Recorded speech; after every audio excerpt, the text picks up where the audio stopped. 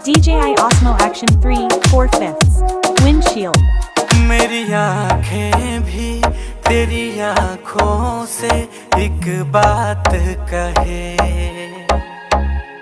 मेरी सांसों में अब हर पल तू मेरे साथ रहे। मुझ पे कर दे इतनी सी मेहरबानी, आजा दिल में वो लड़के दीवाने।